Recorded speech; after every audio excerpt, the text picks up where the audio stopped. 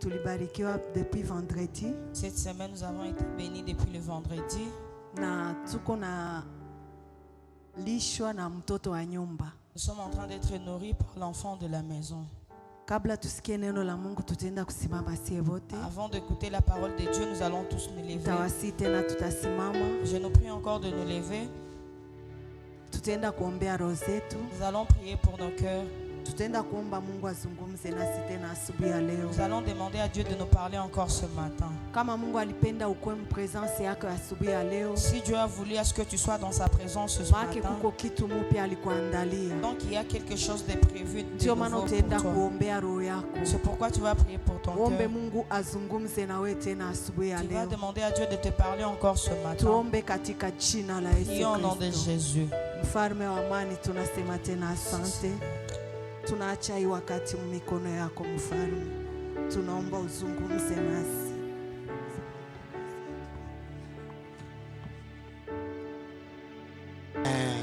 Nous acclamons le roi des rois. Acclamons le Seigneur des seigneurs. Alléluia. Amen. Amen. Amen. Nous sommes en train de rendre grâce à Dieu de nous avoir permis d'être là ce matin. Nous disons merci à nos parents par le biais de notre maman.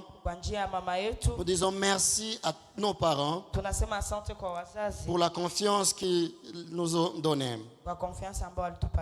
Nous disons également merci à toi qui étais là le vendredi, mais également à toi qui es là ce matin, car sans toi il nous serait difficile d'intervenir pour la part du Seigneur. Si tu peux acclamer pour toi-même, ça serait une bonne chose. Alléluia. La semaine n'a pas été facile. Mais comme nous le disons toujours, que l'action de grâce continue. Nous allons poursuivre le message que nous avons introduit le vendredi. Et nous allons commencer par lire la parole de Dieu. Nous sommes dans le livre des psaumes 90, le verset 12e. C'est notre texte de base. Psaume 90, le verset 12. Nous lisons au nom de Jésus-Christ. Je disais, nous lisons au nom de Jésus-Christ. La Bible dit, enseigne-nous à bien compter nos jours, afin que nous appliquions notre cœur à la sagesse. Je répète, enseigne-nous à bien compter nos jours, afin que nous puissions arriver à appliquer notre cœur à la sagesse. Nous acclamons la parole du Seigneur et nous pouvons nous rasseoir. Tu vas saluer ton voisin de gauche et de droite en lui communiquant la joie que tu as. Alléluia. Amen. Voilà, je disais que c'est depuis le mois de janvier que nous sommes en train de parler sur le thème posséder la sagesse et le discernement des esprits, donné par le Saint-Esprit. Et le mois de janvier jusqu'au mois de mars,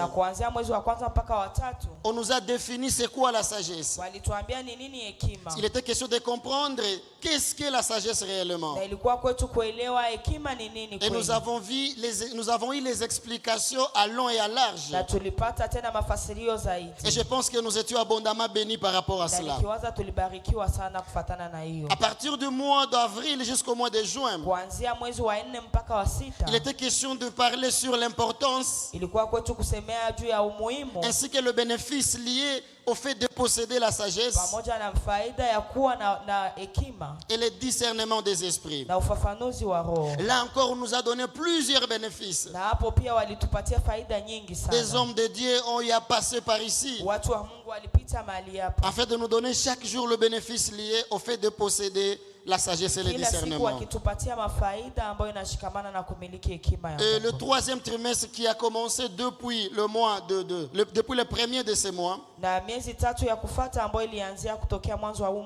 jusqu'au mois de septembre, là nous serons en train de parler sur le fait de posséder la sagesse et le discernement, hapo tutakuwa tukiongelea kumiliki hekima na ufafanuzi, afin de bâtir un foyer ou une famille heureuse. ili kujenga jamaa yenye heri. Donc il sera question de nous concentrer ou d'orienter la sagesse Itakuwa kwetu kuelekezea hekima sur la famille ainsi que le foyer. kwa jamaa na unyumba. Mais avant d'aller dans ce sens-là, Lakini mbele ya kuendea huko, Dieu m'a mis à cœur Mungu alitia ndani ya roho de nous parler sur l'importance de la sagesse. tuongelee kwa ajili ya umuhimu wa hekima. Le but de ce message, Na msingi ya hiyo ujumbe c'est de nous amener à comprendre itatubeba kuelewa que pour bénéficier ou bien pour jouir de bénéfices liés à la sagesse et au discernement, ili tupate tena faida ambayo inaambatana na ufafanuzi na hekima. il y a une part de responsabilité que nous avons. Kunakuwa pia majukumu yetu, Il y a une responsabilité de notre part. kunakuwa jukumu ngambo yetu, Et si nous ne nous mettons pas en application, na kama hatutajitia ndani ya matendo, il est possible de parler de bénéfices itawezekana kuongelea faida sans pour autant le vivre.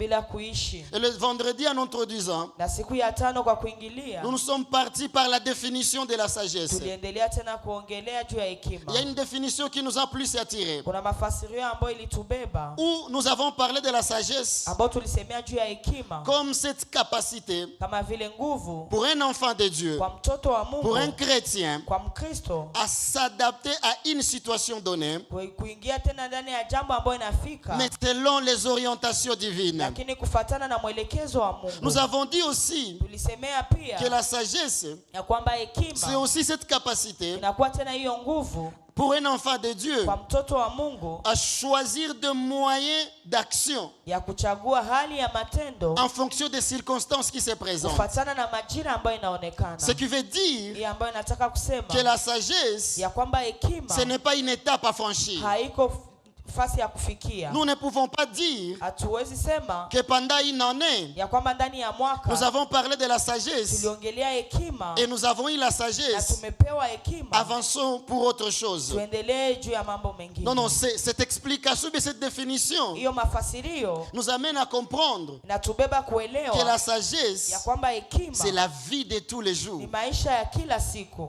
Aussi longtemps que nous respirons, Wakati yote ambao tutapumua, Dieu nous offre la chance d'affronter les circonstances. Mungu anatupa tena neema ya kupigana na mambo ambayo inafika. Dieu nous offre l'occasion d'affronter les défis. Mungu anatupatia nguvu ya kupigana na mambo yote ambayo yanafika. On saura que tu es sage ou non. Tutajua kwamba uko mwenye hekima ama hapana. On saura que tu es intelligent ou non. Tutajua kwamba uko na akili ama hapana. Pas de la manière dont tu es en train de parler. Hapana kwa namna gisi unasema. Pas parce que tu te dis je suis un homme ou une femme sage. Hapana kwa sababu unasema uko mwanamume ama mwanamke Mais mwenye nous hekima. saurons que tu as la sagesse. Lakini tutajua ya kwamba uko na Et hekima. surtout la sagesse divine. Na kweli hekima ya Mungu. Dans la manière où nous serons en train de voir comment tu affrontes les défis de la vie. Kwa namna gani tutaona ukipambana na mavita yote ndani ya maisha. Parce que le dictionnaire définit Kwa l'intelligence sababu dictionnaire inafasiria akili comme la manière où on définit un intelligent ou un moins intelligent ama wanasemea mtu ambaye iko na akili ama hapana, par la manière d'agir devant une circonstance kwa donnée. namna gani anatumika wakati kitu inamfikia. Par exemple, Kwa mfano, s'il y a des coups de balle qui crépitent kama kuna kwa masasi ambayo inalia et que vous voyez un homme se diriger là où il y a ces crépitements de balles, na mnaona mtu akielekea kule ambao anapiga masasi, facilement nous traitons de la personne d'un fou. na hapo tutasema huyu mtu ni mwenda wazimu. Comment il se dirige là où il y a de balles? Namna gani anaelekea kule ambako kunatoka En masasi. réalité, même s'il était sérieux au départ, Kwa kweli hata kama alikuwa mtu mzuri kumwanzo, même s'il était très bien habillé, hata kama alikuwa akivaa vizuri, sa manière d'agir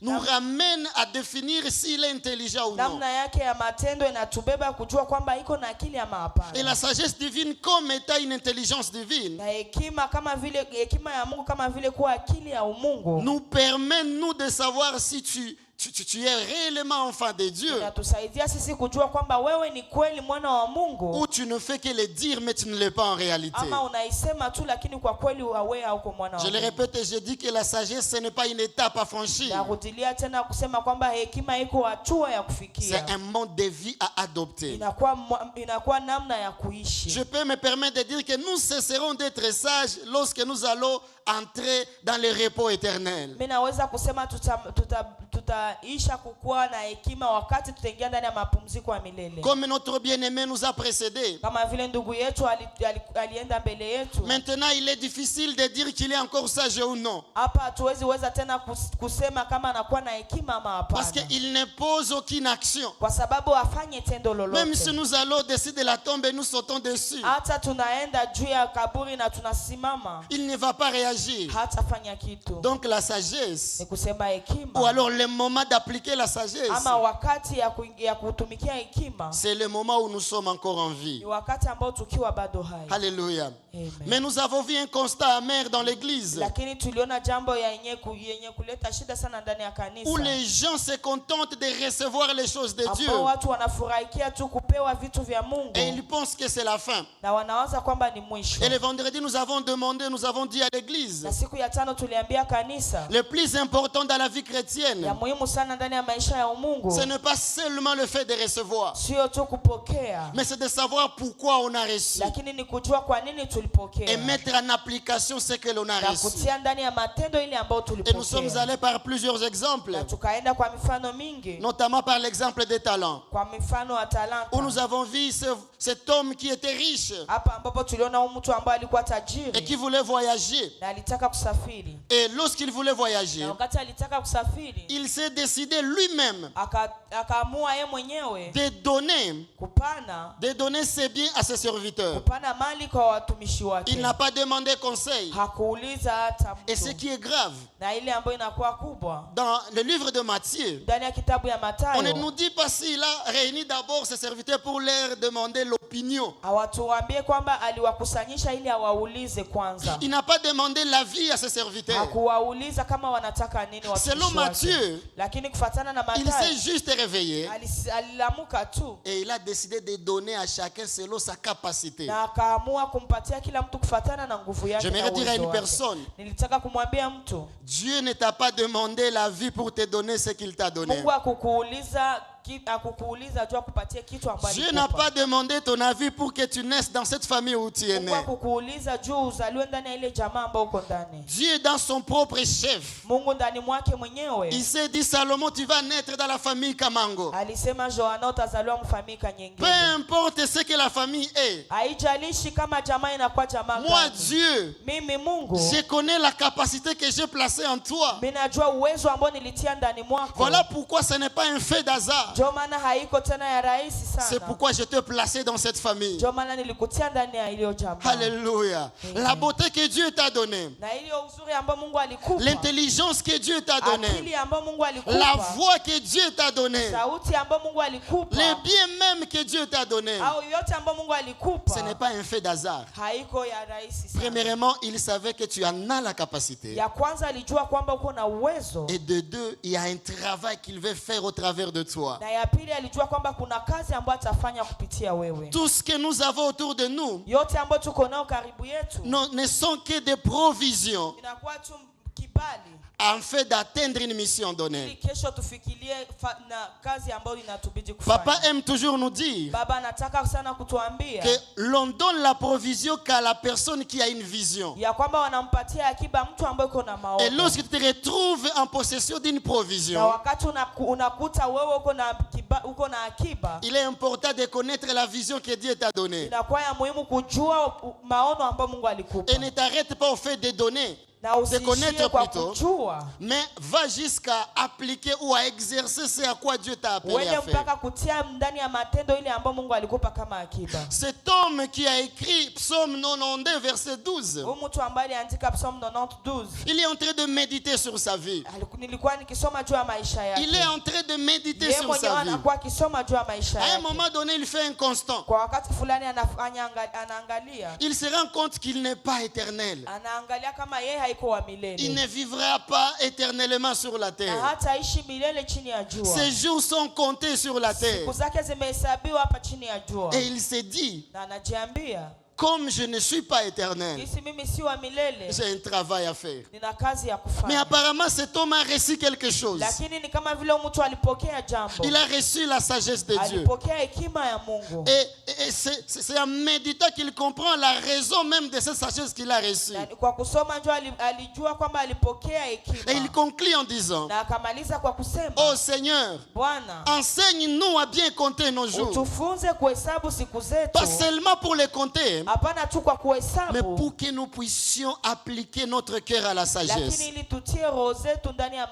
Vous allez vous rappeler que nous venons de dire que la sagesse, c'est le fait d'agir et de réagir face aux circonstances données. C'est comme le matériel que Dieu nous donne, ainsi que les matériaux pour la construction. Et la vie, c'est comme une maison qu'on est en train de construire. Et à chaque fois que nous nous réveillons, nous sommes censés construire. Et c'est ici où Paul est en train de dire, j'ai l'assurance, je sais que j'ai posé une bonne fondation. Dans vos vies, j'ai mis un bon fondement. Mais je suis en train de vous interpeller. Faites attention de la manière dont vous y construisez dessus. Parce qu'il est possible d'avoir un bon fondement, mais d'utiliser les mauvais matériaux. Alléluia. Amen. Et en méditant ces versets, nous avons constaté ou nous avons compris que la sagesse de Dieu est importante dans la vie d'un enfant de Dieu pour des raisons.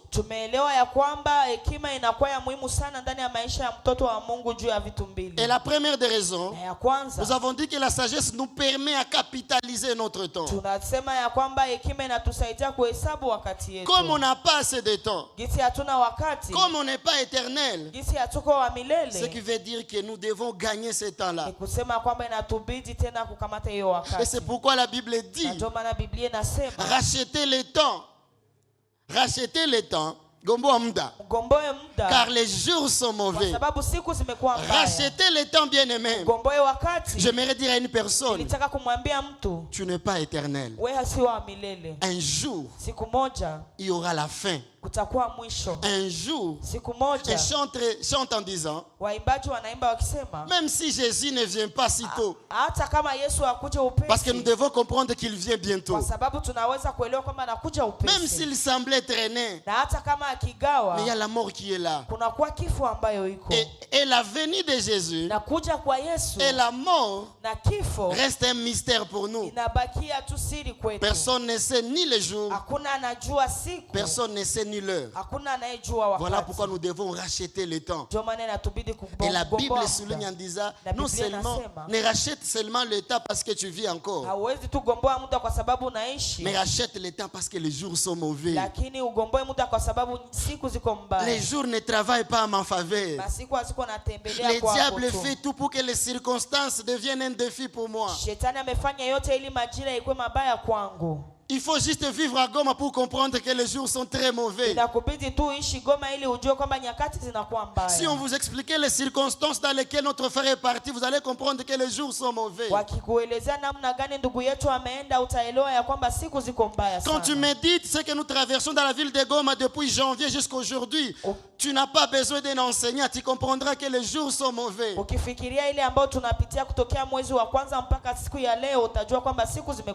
Quand tu vois ce qui se passe aux informations en Iran, en Israël, au Gaza, tu comprendras que les jours sont mauvais.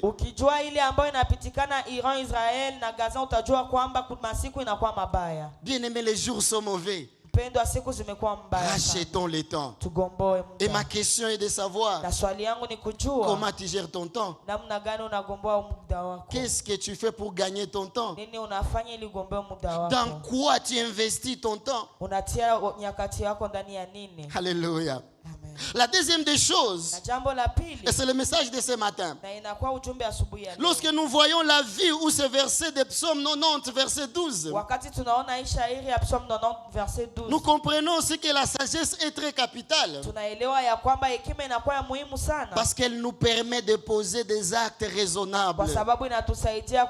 kutenda vitu ambavyo vimeonekana vizuri. Alléluia. Amen. La sagesse est tellement importante. Hekima ni ya muhimu zaidi. Premièrement, Ya kwanza, pour que nous puissions capitaliser notre temps. ili tugomboe muda wetu. Mais ça ne s'arrête pas par là. Lakini haijaishia hapo. Elle devient aussi importante. Inakuwa tena ya muhimu zaidi. Parce que ça nous permet de poser des actes raisonnables. Kwa sababu inatusaidia tutende matendo ikionekana mzuri. Nous devons comprendre, bien-aimés, Tunapaswa kuelewa mpendwa, que chaque personne sur la ya terre kwamba kila mtu chini ya jua rendra compte de ses actions. atapana ripoti. Tout le kwa monde matendo yake. Kila mtu va rendre compte de ce qu'il fait. atapana ripoti kwa matendo yake. Ce que tu fais aujourd'hui, Ile ambayo nafanya leo, ce que tu prépares à faire même après culte. ile ambayo unajitayarisha kufanya hata kisha ibada. Sache que la Bible dit qu'il y a un livre de souvenirs qui est en train d'être écrit. Juu ya kwamba kuna Biblia inasema kuna kitabu ya ukumbusho ambayo inaandika jambo. En parlant du livre de souvenirs, Na kwa kusemea kitabu ya ce qui veut ukumbusho, dire que ce jour-là, ni kusema hiyo siku on nous mettra devant la télé. watatutia mbele ya tele. Et c'est comme si c'est un film de notre vie qui va Na passer. ni kama vile filamu ya maisha yetu Tu itapita. as vécu 10 ans, Uliishi miaka 10, 20 ans, 20 ans, 50 ans. 50 ans. La vie sur la terre Maisha yako chini ya jua dépend de la durée du film te concernant. itadependre na durée ya filme ambayo ulifanya. Chaque action que tu as posée Tendo yote ambayo ulifanya aura une récompense liée à cela. itakuwa na matokeo. Et quand tu médites sur ta vie, Na wakati una medite juu ya maisha yako jusqu'à aujourd'hui, mpaka leo, quelle récompense? kuna malipo Parce que gani? nous pouvons nous imaginer. Kwa sababu tunaweza kuwaza, Détrompons-nous. usijidanganye. Facilement, je peux tromper mon voisin. Kwa urahisi mimi naweza kumdanganya jirani. Facilement, je peux tromper mon Kwa pasteur. urahisi mimi naweza mdanganya hata Mais mchungaji il est wangu. difficile de me tromper moi-même. Lakini ni nguvu sana nijidanganye Tu mwenyewe. es là, tu sais la vie que tu mènes. Uko pale unajua kweli maisha ambayo unaishi. La Bible dit, Biblia inasema, et c'est Dieu qui le dit, na Mungu ndiye anaisema, voici, angalia, j'ai mis des chemins devant nimetia toi. mbele yako njia mbili. Ta destinée a des chemins. Hatima yako inakuwa na njia Les mbili. chemins du bien Njia et mzuri les chemins du mal. na njia mabaya. Tu apprends quel chemin. Wewe unakamata njia Tu gani? passes par quel chemin. Unapitia njia gani? Chaque action que tu poses Kila tendo ambalo unafanya a un rapport inakuwa na ripoti et que tu rendras compte. na utapata malipo. Étant conscient que nous rendrons compte de nos actes, Na tukielewa ya kwamba tutapana ripoti kwa matendo yetu, il est important d'user de la sagesse divine ni ya muhimu kutumikisha hekima ya Mungu dans tout ce que nous faisons au ndani ya quotidien. yote ambayo tunafanya kila leo. Bien-aimé, ma mission ici n'est pas pour te condamner. Kazi yangu hapa si kukuhukumu, Mais ma mission, c'est de dire que c'est encore possible. lakini ni kukuambia kwamba inawezekana C'est tena. encore possible de recadrer les tirs. Inawezekana tena. C'est encore possible de t'aligner sur la voie que Dieu aime. Inawezekana tena ujitie kunjia ambayo Mungu Ce matin, anataka. il est en train de te dire, Asubuhi ya leo iko na kuambia, choisis la vie chagua uzima afin que tu vives, ili uishi toi wewe et ta famille. na jamaa yako. Bien-aimé, Mpendwa, la grâce est encore disponible. neema ingali kionekana. Il faut prendre conscience Inakubidi que kuelewa chaque action que tu poses ya kwamba tendo yote unayofanya est écrit quelque part. imeandikwa nafasi fulani. Alléluia. Amen. Nous lisons la parole de Dieu. Tunasoma tena neno la Nous Mungu. sommes dans Romains 14, Romains 14, 12 jusqu'à 14. 12 à 14. Sorry, 12 à 13. 12 à 13. Romains 14, Romains 14, 12 à 13. 12 à 13. Dans la version sommaire, il est dit ceci. Version Semere inasema hivi. Ainsi, Na kwa hiyo chacun de nous rendra compte à Dieu pour lui-même. kila mmoja wetu atapana ripoti kwa ajili ya mwenyewe. Chacun de nous rendra compte pour lui-même.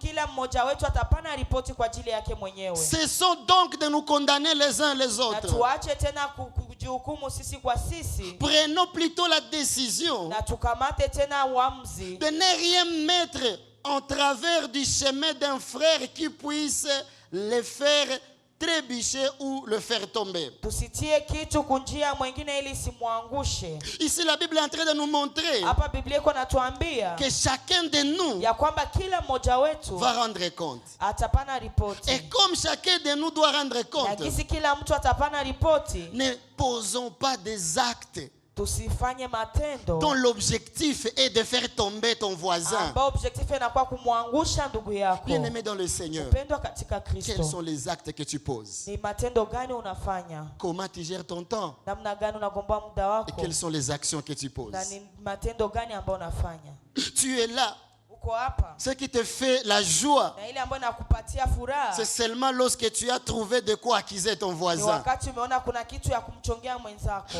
Quand il a fait du bien, Wakati alifanya mazuri, c'est normal. inapita. C'est sa responsabilité d'ailleurs. Inakuwa majukumu yake kwanza. Le pasteur nous rendre visite, c'est sa responsabilité, Bon, non? pasteur kututembelea ni responsabilité yake. Donc quand il nous rend visite, il n'y a pas de problème. Wakati anakutembelea hakuna shida. S'il le fait 3 fois, il n'y a pas de problème. Akifanya mara 3 hakuna Mais shida. s'il rate une seule fois, Lakini akakosa tu mara moja, toi tu prends une semaine. unafanya une Il semaine. dit ah, Sema, si ndio église famille hii. c'est ça l'église famille. Eh wana niligonjwa. J'étais vraiment malade. Nilikala. J'étais Nilimwandikia hata. et je lui ai même écrit. Niliita. J'ai même appelé. Anajua. C'est très Mais bien. hakukuya. Mais il n'est pas venu. Mais je me demande, Mimi najiuliza, les 3 fois là, ile mara 3 tu le yote mets où? unaitia wapi? La Bible dit, Biblia inasema ne te concentre pas à poser des actions usiangalie tu kufanya matendo dont l'objectif est de détruire l'autre. ambayo unataka tu imwangushe Parce que mwingine. si c'est le cas, Kwa sababu ikiwa hivyo, tu en rendras compte. sasa utatoa ripoti. Alléluia. Amen. La sagesse. Hekima. La sagesse Hekima te permet, inakusaidia avant de réagir, mbele ya kufanya tendo de te rassurer. uhakikishe Est-ce que ce que je veux faire, kweli ambayo mimi nataka kufanya c'est une bonne construction inakuwa majenzi bora ou alors je suis en train de démolir? ama niko na bomoa. Alléluia. Amen.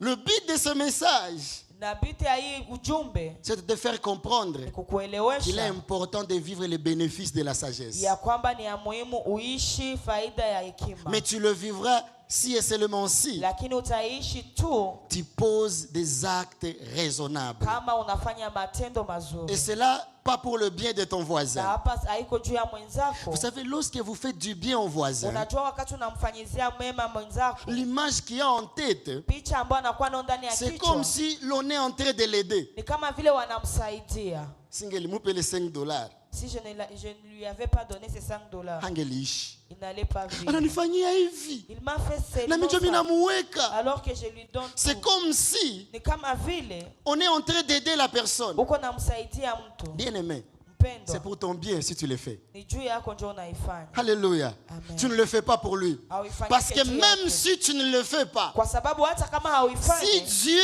a décidé de faire à se faire du bien, kama Mungu aliamua kumtendea mema huyo ndugu, sans ou avec toi, Dieu le fera. kupitia wewe ama hapana, C'est Mungu ce que ataifanya. Mardochée informe à Na Esther. ndio Mordekai aliambia Esther. Esther, Esther lui, il est content, elle est contente parce qu'elle est reine. anafurahia kwa sababu anakuwa malkia. Et il y a une nouvelle qui dit qu'on doit éliminer tous les juifs. Na kuna kuwa tangazo ya kusema kwamba Wayuda wote inabidi wauawe. Mardochée envoie un messager. Mordekai anatuma Il dit, mjumbe. va dire à Esther, Anamwambia uende mwambie il y a Esther un danger. ya kwamba kuna kuwa hatari. Son peuple est en danger. Taifa yake iko ndani ya hatari. Écoutez la réponse d'Esther. Sikiliza jibu ya Esther. En tout cas, j'ai la volonté. Hein. Lakini mimi niko J'ai la volonté, mais je n'ai pas de moyens. Lakini hakuna moyo. Parce qu'arriver même devant le roi, Tu hata kufika mbele ya mfalme. ça fait 2 mois. Inafanya mamiezi. Moi-même, je ne connais même pas comment le roi va maintenant. Mie sijui hata kama mfalme iko namna Et gani. si je sasa. me présente ça qu'il ne m'appelle, Na nikaenda bila yeye c'est kuniita, ma tête qui sera décapitée. kichwa yangu ndio batakata. Et c'est ça la réponse d'Esther. Na ile ndio ilikuwa jibu ya Esther. Je nous demande, moi et toi, Mimi natuuliza mimi na wewe. Esther avait raison, oui, elle n'avait pas raison. Esther alikuwa na sheria ama hapana? C'est mon étudié. Répondez-moi. Parce que il y avait une loi qui disait, Juu kulikuwa sheria ambayo ilisema personne ne peut se présenter dans la cour royale hakuna mtu ambaye atafika ndani ya kiwanja ya ufalme sans que le roi ne l'appelle.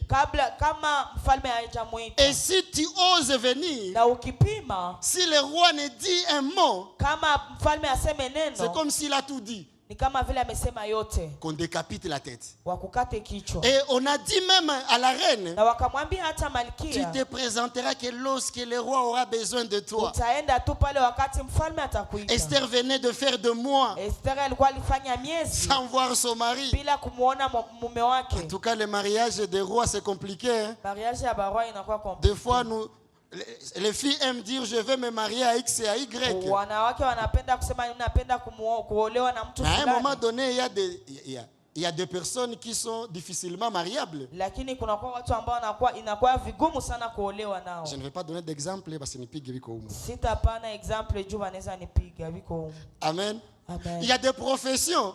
Na kuna kwa makazi. Si tu t'attaches à la personne qui a cette profession là, ukiambatana mtu ambaye iko na ile profession ile iko anafanyaka ile kazi, il faut avoir un grand cœur. Na kubidi kuwa na roho mkubwa. Alors, je couvre ces professions dans le sang de Jésus. Sasa mimi naifunika kwa damu ya Yesu. Est-ce qu'on peut avancer? Tunaweza endelea. Parce que les exemples qui me venaient à la bouche sont légers ici. Kwa sababu mfano ambao nilitafuta kupana ziko humo.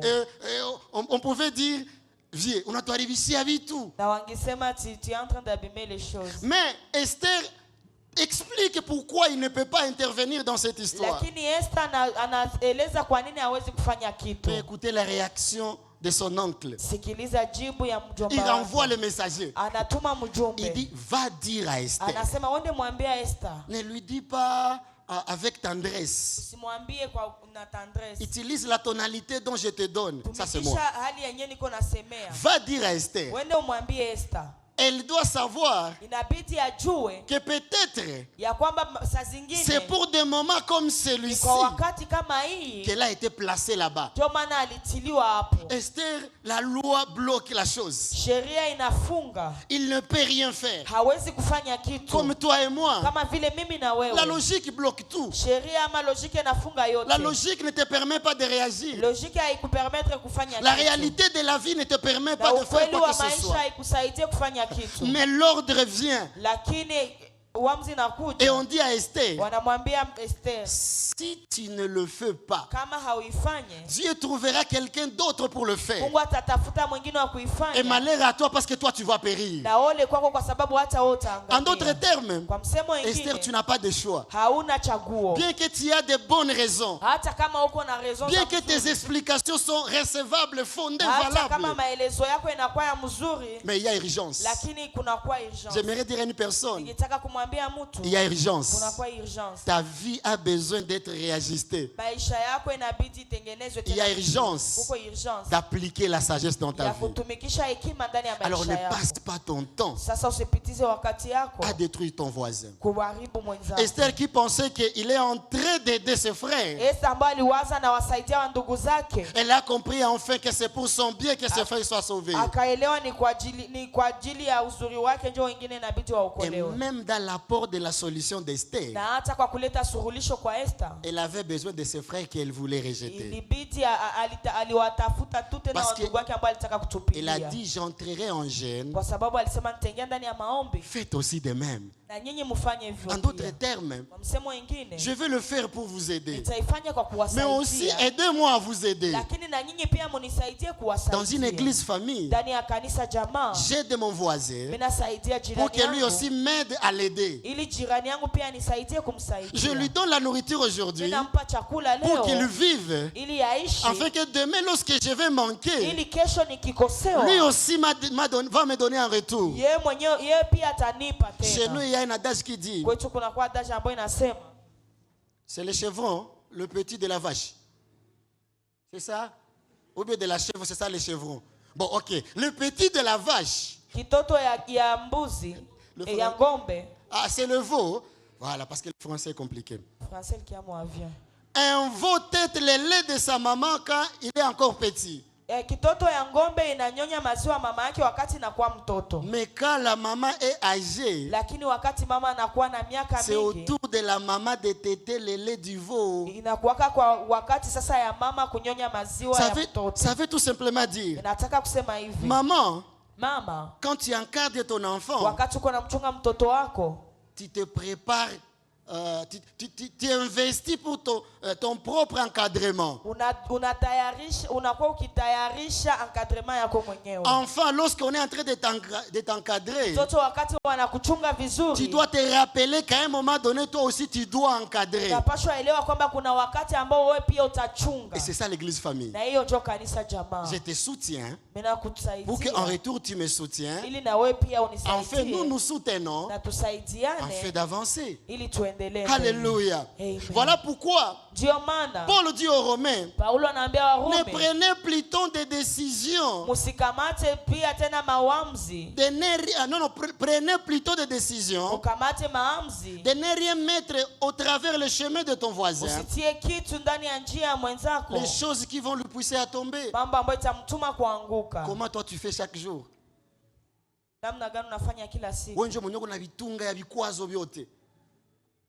C'est toi qui as des mots pour blesser les autres. Tes actions et tes réactions ne sont là que pour détruire les autres. Sache que tu rendras compte de tout cela. Galates 6, versets 4 à 5. Et après nous allons sauter sur 9 et 10. Galates 6, 4, nous lisons de Jésus-Christ. Que chacun examine son propre comportement. Que chacun examine son propre comportement. S'il découvre quelques aspects louables, alors il pourra en éprouver de la fierté par rapport à lui-même et non par rapport ou alors par comparaison avec les autres. Car chacun aura à répondre pour lui-même de ses propres actions. Alléluia. Amen. Ici, qu'est-ce que la Bible veut dire?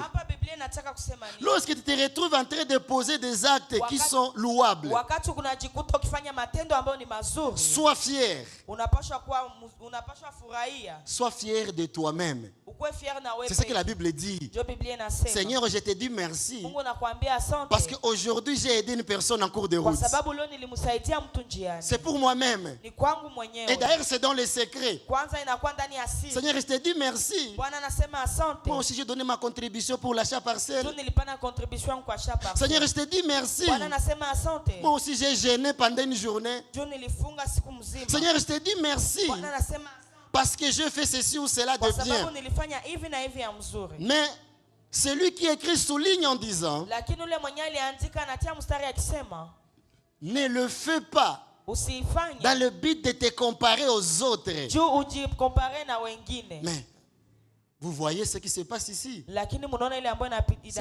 C'est parce que nous ne disons pas tout haut. Nous sommes des héros dans l'ombre.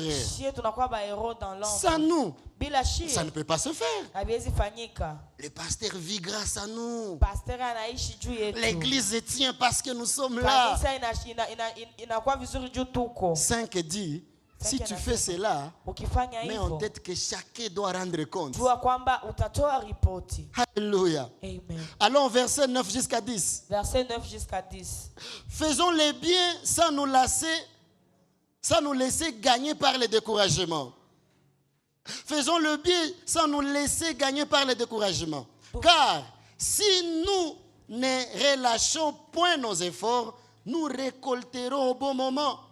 Ainsi donc, tant que nous en avons l'occasion, faisons du bien à tout le monde et en premier lieu à ceux qui appartiennent à la famille des croyants. Parole du Seigneur. Amen.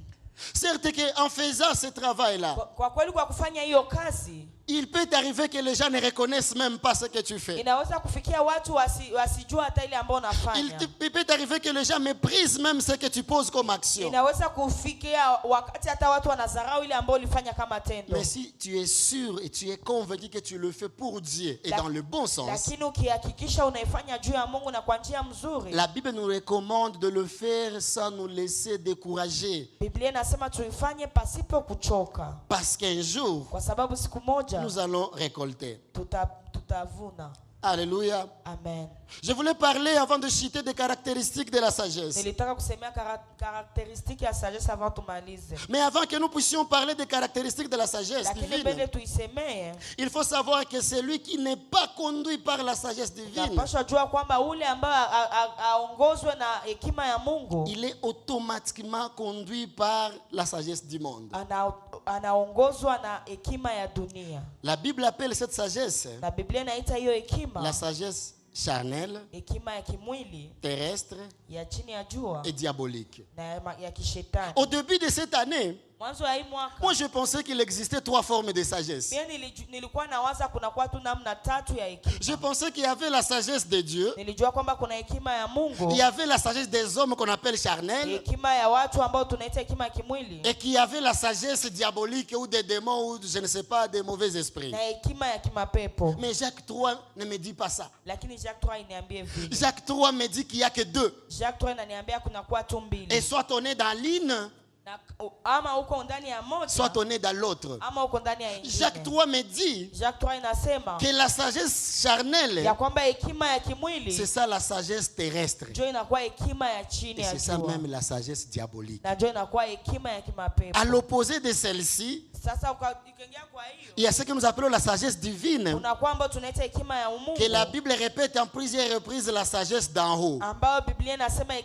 Alors, une personne ou une église qui n'est pas conduite par la sagesse divine, ne dites même pas que c'est par sagesse que tu t'étais. Si tu remarques qu'il n'y a pas la sagesse divine, sans qu'on ne puisse pas aller de gauche à droite, dis à ce frère, à cette soeur, à cette église, bien aimé, change. Tu es conduit par la sagesse diabolique.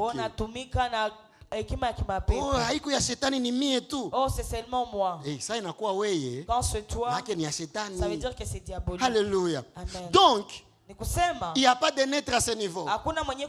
Soit on est conduit par la sagesse divine, soit on est conduit par la sagesse diabolique.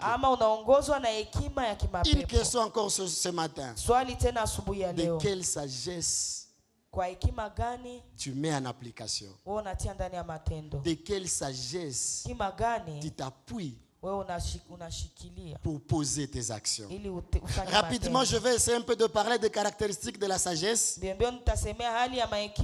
je vais commencer par la sagesse charnelle. On ne va pas lire, mais c'est dans Jacques 3, 13 à 16. Jacques 3, 13 à 16. L'un des éléments qui composent la sagesse diabolique, charnelle et terrestre,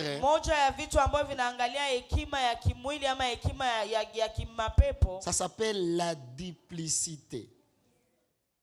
La duplicité. Kukua na sura mbili.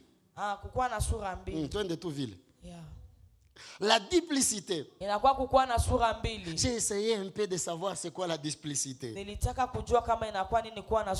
Et ça m'a choqué. On explique en français que la duplicité se réfère à l'action de dissimuler ses véritables intentions ou sentiments. Ni hiyo uwezo ya kuficha nia zeziko mweye. La capacité de cacher tes sentiments en adoptant une apparence trompeuse ou en agissant de manière différente de ce que l'on pense ou l'on ressent réellement.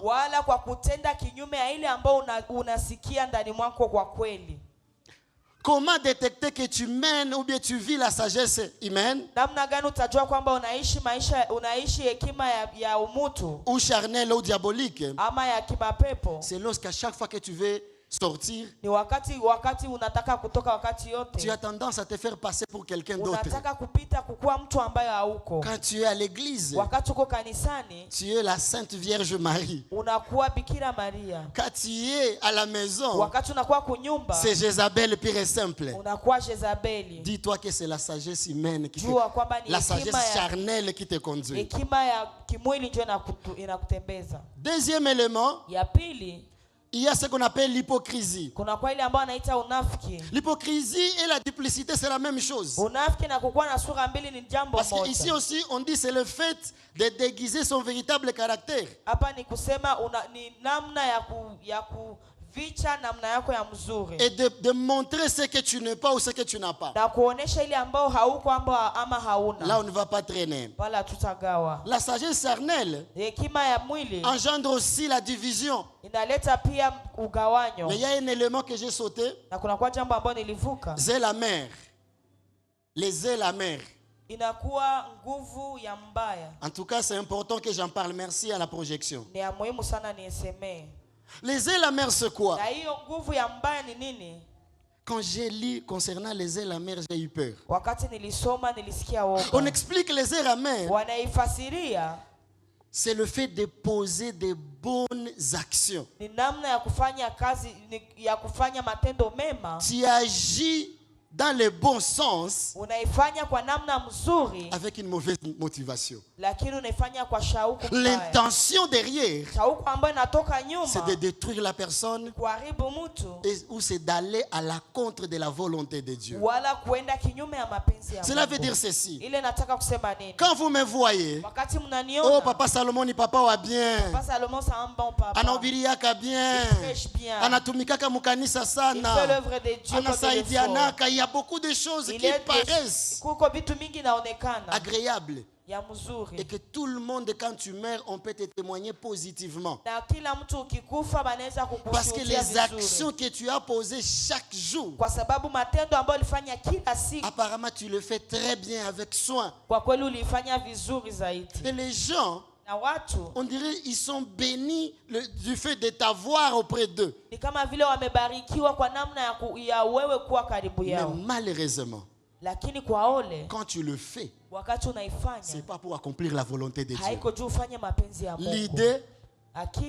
L'idée en tête, Ide nyeko mkichwa c'est pour que l'on te glorifie toi. ni juu bakusifu wewe. Et lorsqu'on ne cite pas ton nom quand tu as fait du Na bien, wakati abaseme jina yako sio ulifanya tu es mazuri, choqué, unavunjika roho, tu es blessé, unaumizwa, tu te sens découragé. na unajisikia hauna Tu nguvu. donnes à quelqu'un, Unapatia mtu il a oublié, alisahau ou alors il a fait sciemment, ama alifanya kwa il ne te dit makusudi, pas merci, haseme asante, ça devient un problème. inakuwa shida. C'est la mère.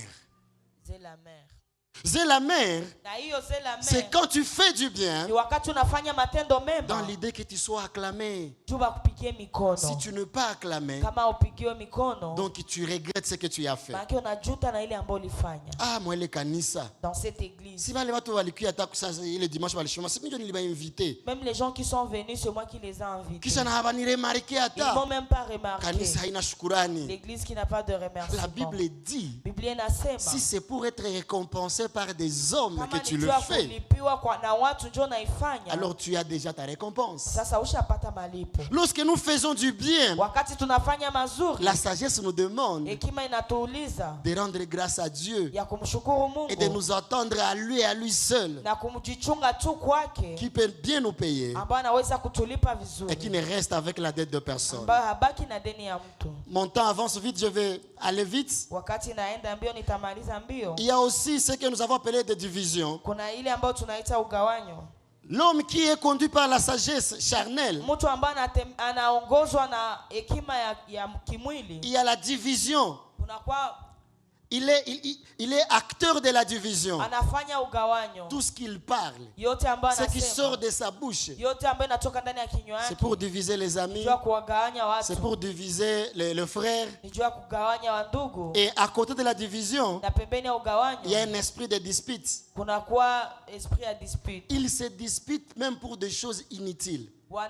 Wanajidispute hata kubitu benye habina maana. Il va créer des problèmes là où on pouvait s'en passer et continuer la vie. Ataleta hata shida kwenye watu wangepashwa Et kubuswana lorsque na tu veux kwenda. continuer, il te dit non, hatuendelea, haturudilia hii dossier, Na hatuimaliza. wakati mnatendelea, il dit non, revenons sur Cette ça. personne peut faire même des semaines Wale watu wanaweza fanya hata mawiki en train de chercher des conflits. kwa kutafuta tu mashida.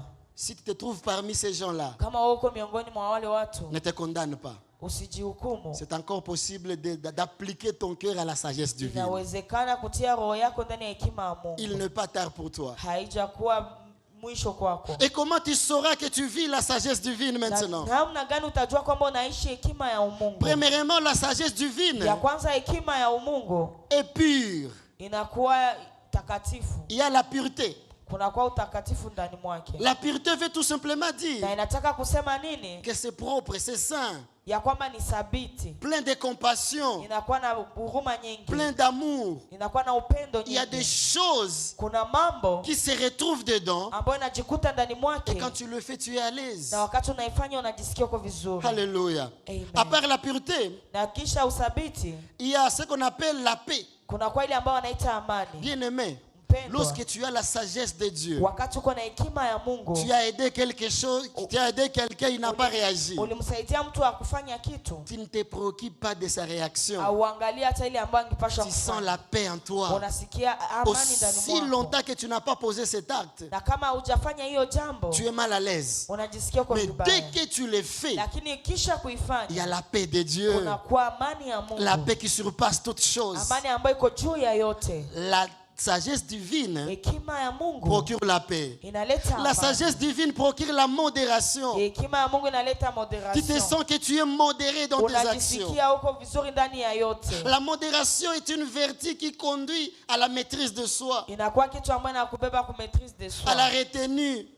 Kujikamata vizuri. Même si tu as raison, on t'a provoqué, Hata kama uko na raison bali kuchokoza. tu te retiens Unajiretenir. parce que tu as la sagesse divine en Kwa toi. sababu uko na hekima ya Mungu ndani La mwako. sagesse divine est conciliante. Inakuwa conciliant. Il y a la conciliation. Kunakuwa conciliation ndani mwako. La conciliation se réfère au processus de rétablissement des relations brisées. Ni ya kuleta tena zile Kupatanisha tena watu. kupatanisha watu ambao waligawanya. Vous vous êtes disputé avec ton frère ou ta sœur, Mlijidispute na ndugu yako, mais tu ne te sens pas en paix aussi longtemps que vous n'avez pas encore réparé. lakini hautajisikia kuwa na amani kama hamujatengeneza. Comment toi tu as la paix Namna gani unakuwa na amani avec ton frère ici à l'église? na ndugu yako hapa mkanisa? Non, non, tu es en conflit plutôt avec ton frère à l'église. Uko na conflit na mwenzako Et mkanisa tu dors bien, na unalala mzuri en paix. na amani.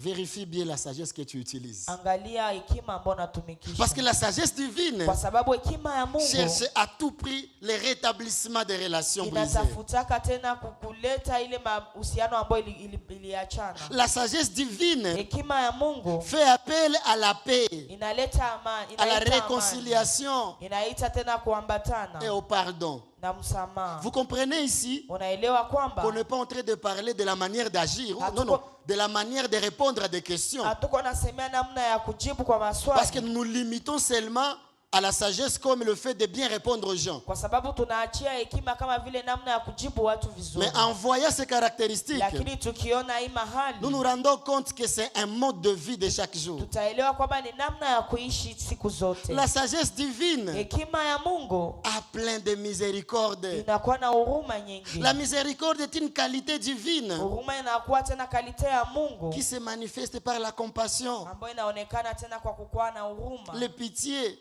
ou alors la pitié, ama huruma tena, le pardon, msamaha particulièrement kwa kibinafsi envers le pécheur kwa wale ambao walifanya dhambi et ceux-là qui souffrent. na wale ambao wanateswa. Bien-aimé dans le Seigneur, Upendo katika Kristo. as-tu la sagesse divine Uko kweli na hekima ya ou Mungu tu ne vis que par la sagesse charnelle? ama unaishi tu kwa hekima ya Je ne suis kimwili? pas là pour te condamner, Siko pale juu ya mais je kukuhukumu, suis là pour des raisons. lakini niko pale juu ya raison mbili. Premièrement, Ya kwanza, si tu te retrouves en train d'appliquer ou de mener la vie ou d'appliquer la sagesse divine, ukijikuta kutumikisha hekima ya Mungu, je te dis, prends courage. na kuambia tena Prends courage. endelea, Persévère.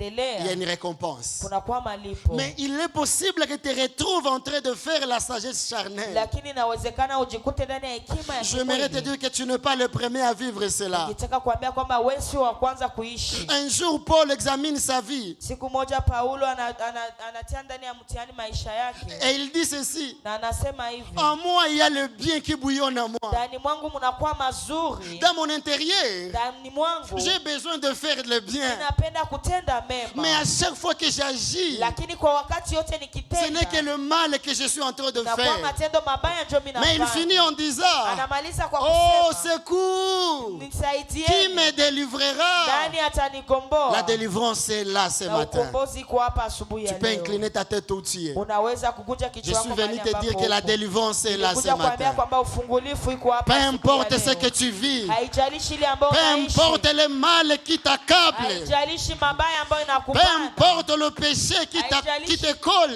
dhambi ambayo inakubana, ton cœur veut faire le bien, roho yako inataka mais kufanya tu ne sais mazuri, pas comment tu te rencontres dans le mal. lakini haujui namna gani unafikia kufanya Tu as mabaya. besoin de vivre les bénéfices de la sagesse divine, Unataka uishi faida za hekima ya Mungu, mais tu te retrouves en train de vivre les conséquences de la sagesse charnelle. lakini unajikuta kuishi matokeo ya hekima ya kimwili.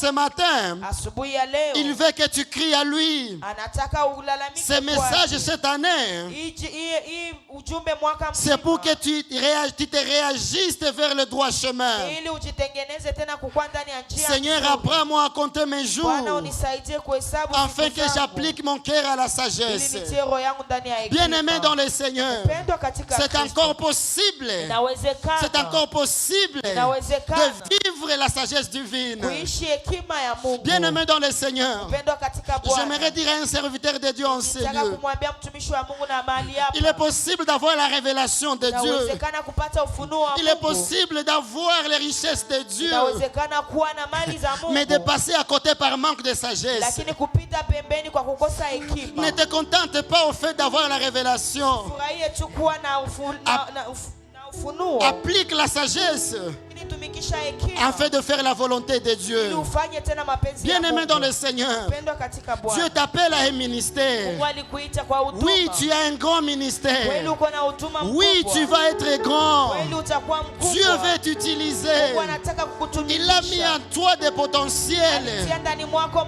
C'est à toi dont je parle ce matin. kwako ndio niko naongelea L'Esprit siku me ya dit de leo. te dire, Roho ananituma kukuambia, marche selon la sagesse divine. tembea kulingana na hekima Et ya tu Mungu. verras comment les choses vont Na exploser. utaona namna gani mambo yatakuwa mazuri. Marche selon la sagesse divine. Tembea kufuatana na hekima Et ya Mungu. les choses ne seront pas compliquées. Na mambo haitakuwa ya magumu Toi kwako. qui es appelé au Wewe ministère, ambao uliitwa kwa huduma. homme de Dieu, femme de Dieu, Mtumishi wa Mungu, Dieu ne te mtumishi wa demande Mungu. pas de choses. Mungu akuombe mambo Il mbili. te demande de vivre la sagesse divine. Anakuomba uishi hekima ya Mungu. Applique ton cœur à la sagesse divine. Roho yako ndani ya hekima ya Est-ce que Mungu. je parle à quelqu'un? Niko naongelea Si mtu c'est à mmoja. toi dont je parle, Kama ni kwako ndio implore naongelea. la grâce de Dieu Uite tena neema ya afin que tu Mungu. vives la sagesse Ili divine. uishi hekima ya Mungu. Mon frère, ma soeur, Mungu mpendwa, tu ne sais pas les jours, haujue siku, tu ne sais pas les temps, haujue siku, mais une chose est certaine, lakini jambo moja inakuwa tu n'es kweli. pas éternel sur la Wewe terre. si wa milele chini ya jua. Qu'est-ce que tu fais comme action? Nini unafanya kama vile Ce tendo? matin, c'est encore possible. Asubuhi ya leo inawezekana. Oui, ce tena. matin, c'est encore Kweli possible asubuhi ya leo de inawezekana. recadrer les tirs. Ya kutengeneza tena. Lorsque tu attends la voix de Dieu, Wakati ukisikia sauti ya n'endurcis Mungu, pas ton cœur. usifanye kigumu roho yako. Lorsque tu choisis ton garde-robe,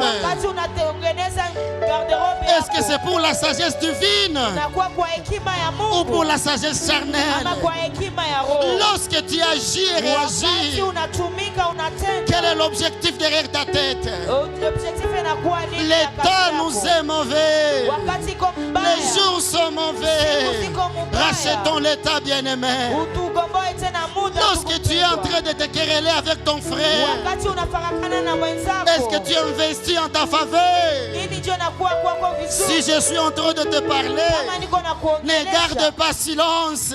usibakie kimya. Implore la grâce de Dieu. Omba neema ya C'est Mungu. encore possible. Inawezekana. Père éternel, Bwana wa milele, aide-moi, Seigneur. unisaidie Bwana. Aide-moi, Seigneur, Nisaidie à appliquer mon cœur kutia roho yangu à la sagesse ndani ya divine. hekima ya Mungu. Seigneur, Bwana, que mon cœur soit sensible, roho yangu isikie que tena. mon cœur soit sensible Roho yangu isikie à la voix de l'Éternel. sauti yako. Oh, mon âme, Roho yangu sois sensible isikie à la voix de ton Créateur. sauti ya Mungu Oh, mon wangu. esprit, Roho yangu soumets-toi ujishushe au Saint-Esprit de kwa Roho Dieu. Mtakatifu wa Mon Mungu. âme, Roho wangu agis tumika selon la volonté de kufuatana na Dieu. mapenzi ya Mungu. J'ai besoin de toi, Père éternel. Nakuhitaji Baba wa milele. Quelqu'un peut élever sa voix et Mtu prier. mmoja anaweza kupaza J'ai besoin sauti de toi, akiomba. Père éternel. Bwana nakuhitaji. J'ai besoin de toi, Père Bwana éternel. nakuhitaji. J'ai besoin de ta sagesse. Nahitaji hekima Ta yako. sagesse est la source de la vie. Hekima yako inakuwa chemchemi Ta ya sagesse maisha. est le guide de ma vie. Na hekima Ta sagesse est celle qui me conduit. Bien que je peux avoir des richesses, je peux avoir la révélation, mais sans la sagesse, il est possible que je passe à côté de ma destinée. Seigneur, aide-moi à appliquer la sagesse, à marcher